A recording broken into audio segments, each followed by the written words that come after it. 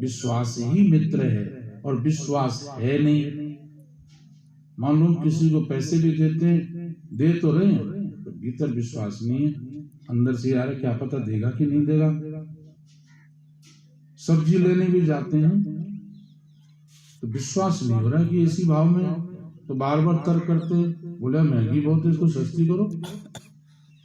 किसी चीज में विश्वास जम नहीं रहा है। तो गुरु जी कहते बेटा विश्वास तब जमेगा कि भीतर से 3 राक्षसों को बाहर निकालो।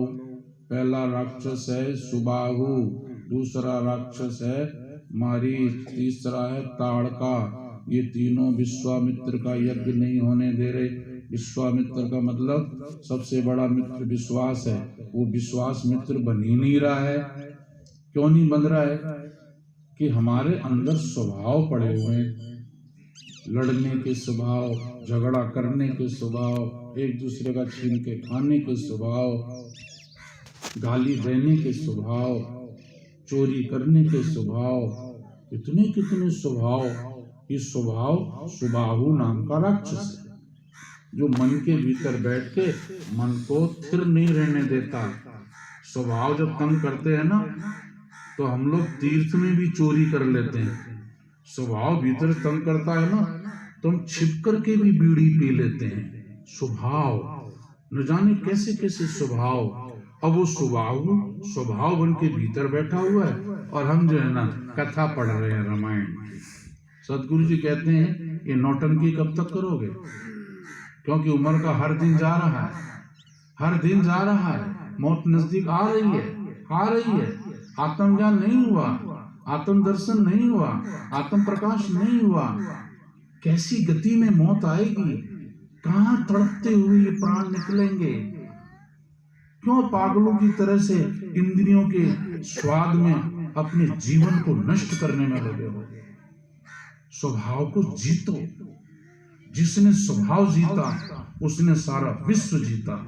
जिसने स्वभाव बदल लिया वो सब के साथ दोस्ती अच्छी तरह से निभाएगा। स्वभाव सुबाहु। एक राक्षस और है, गौर से सुनना। कोई बढ़िया चीज सड़क पर मिलती है ना, आंख से, जैसे मान लो सोने की मुंदरी पड़ी है, चेहरा बदलता है। लेकिन जब लेने की इच्छा होती है ना, तो चेहरा दूसरा हो जाता है। जब उसको देखते हैं ना, एक खुशी का मुंदरी पड़ी है। लेकिन जब उसकी मन उठाने की इच्छा आएगी ना, तो चेहरा बदलेगा, और वो इधर उधर सबकी नजर से देखेगा कि कोई देख तो नहीं रहा है, चेहरा बदलेगा। जब हमको कोई चीज खानी होती है, चेहरा बदल जाता है।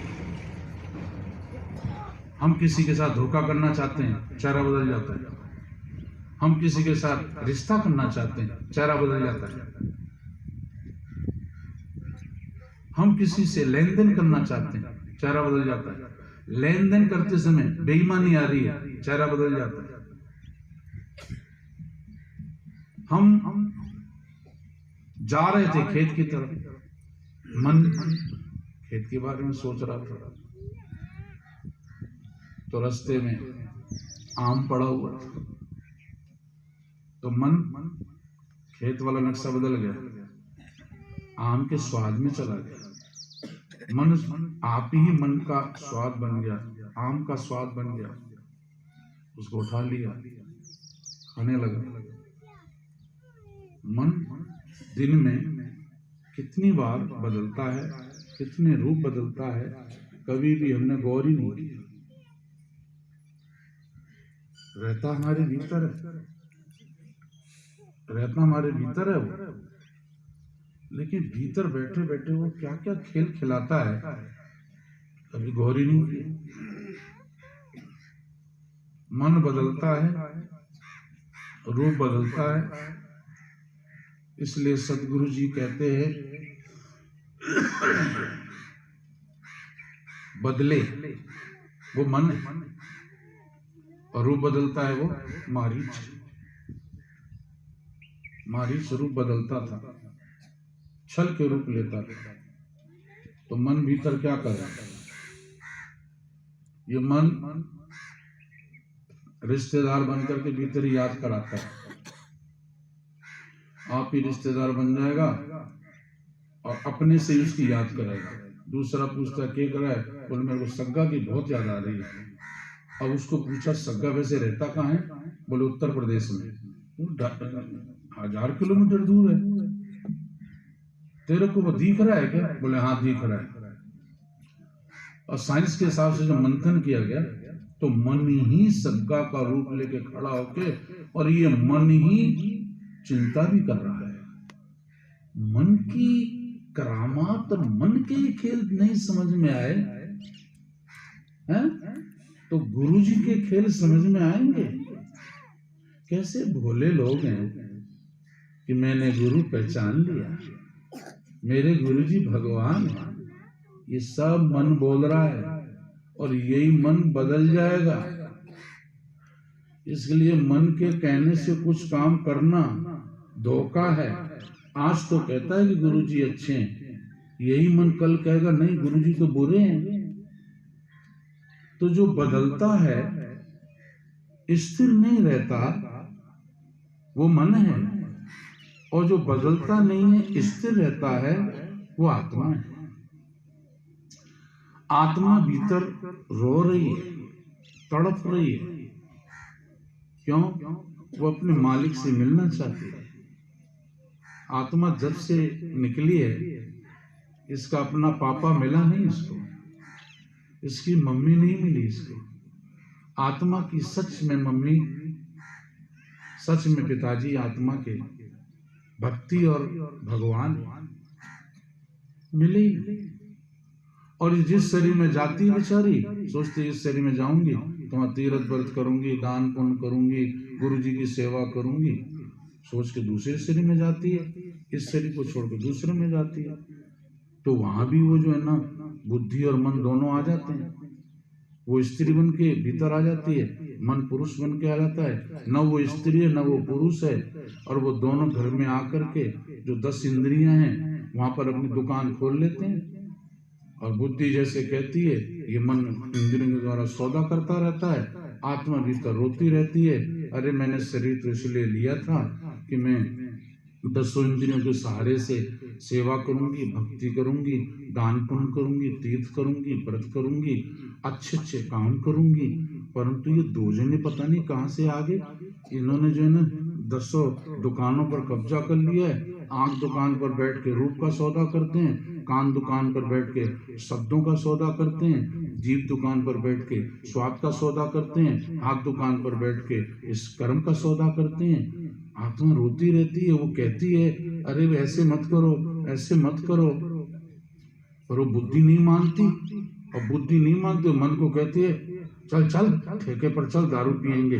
तो मन कहता हाँ हाँ दारू पिएंगे, और वो इंद्रियों के माध्यम से दारू का आनंद भोग कर रहा है। हालांकि मन शरीर नहीं है, एक स्फुरना है। 5 तत्व से बना हुआ शरीर है, और एक एक तत्व के 5 स्वभाव है। जल के 5 स्वभाव है, अग्नि के 5 स्वभाव है, आकाश के 5 स्वभाव है, पवन के 5 स्वभाव है, पृथ्वी के 5 स्वभाव है। इसी को कहते हैं प्रकृति, अंग्रेजी में कहते हैं नेचर। तो 5 तत्व हैं, 5 तत्वों के 5 नेचर हैं, स्वभाव हैं, तो हो गए 25। तो 5 तत्व, 25 प्रकृति, 5 ज्ञानेन्द्रिय, 5 कर्मेंद्रिय, ये इतना ही है। प्याज की गांठ 1 किलो की भी होती है, उसकी गांठ को तुम छीलने लग जाओ तो भीतर कुछ नहीं है। ऐसे ये ढांचा दिख रहा है ना, इसमें से अग्नि निकाल दो, पृथ्वी निकाल दो, आकाश निकाल दो, पवन निकाल दो, जल निकाल दो, राख हो जाएगा। 5 तत्व का शरीर है, एक एक तत्व के 5 स्वभाव हैं, तो 25 स्वभाव हो गए, 5 तत्व हो गए 30, 5 कर्मेंद्रिय, 5 ज्ञानेंद्रिय 40, और इन 40 से बना एक मन। तो बाहर भी देख लो, 40 शेर का एक मन होता है। सन 71 से शेर खत्म हो गए, किलो आ गए, तो 40 किलो का एक मन होता है। पहले 40 शेर का एक मन होता था। और इधर भी देखो तो 40 से बना हुआ एक मन काम कर रहा है।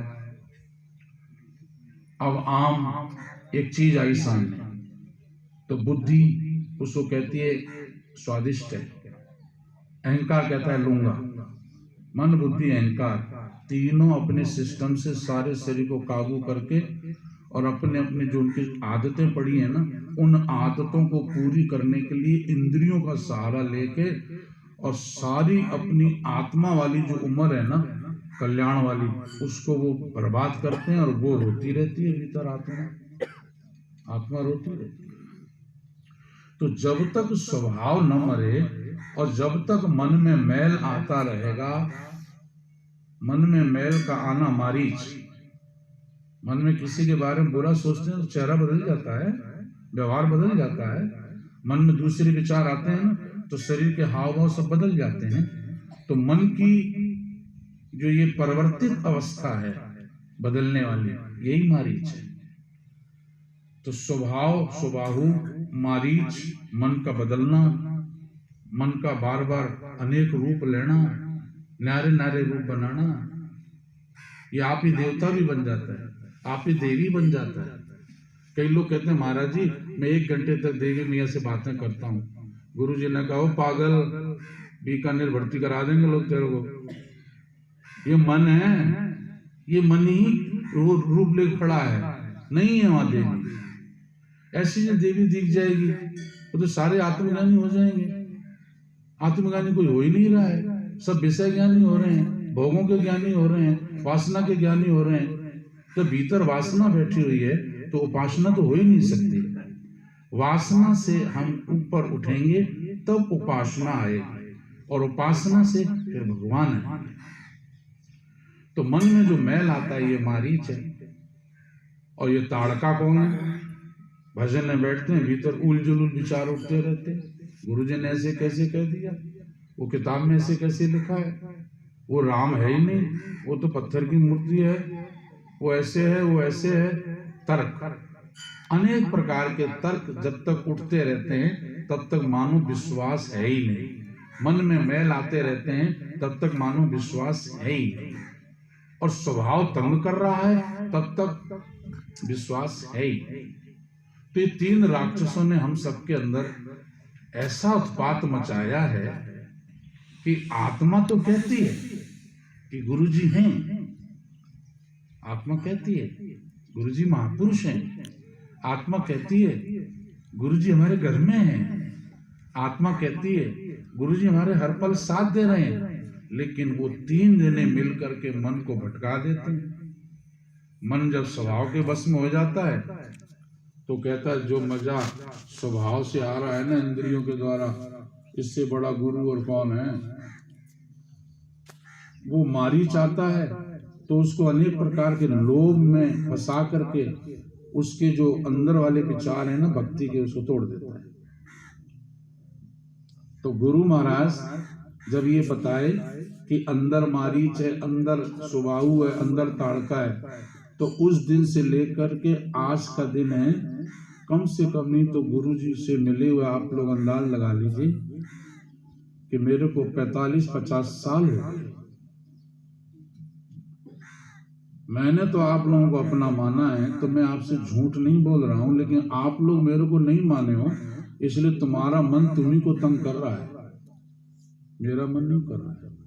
मेरे मन में तो यह कि मेरे गुरुजी अनेक बहन बेटियों के रूप में बैठे हुए हैं, अनेक भाई बंधुओं के रूप में बैठे हैं, छोटे रूप में बैठे हैं, बच्चे रूप में बैठे हैं, बहना रूप में बैठे हैं, बेटी रूप में बैठे हैं, माँ रूप में बैठे हैं। मेरे मन में तो गुरुजी बैठे हुए हैं। अब तुम्हारे मन में क्या है, हम इंटरफेयर क्यों करें, वो तुम सोचो।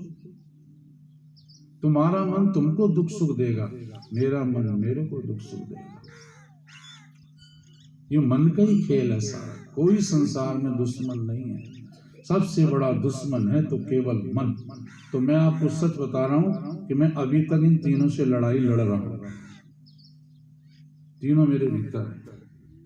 अब कितनी लड़ाई मैंने जीत ली है ये बताने वाली बात नहीं। और आप लोग भी गुरु जी के शिष्य और शिष्याएं बैठे हो, तो आप लोगों ने अपने अंदर वाले तीनों राक्षसों को कितना जीता है कितना नहीं जीता है वो तुम्हारी बातों से पता लग जाता है।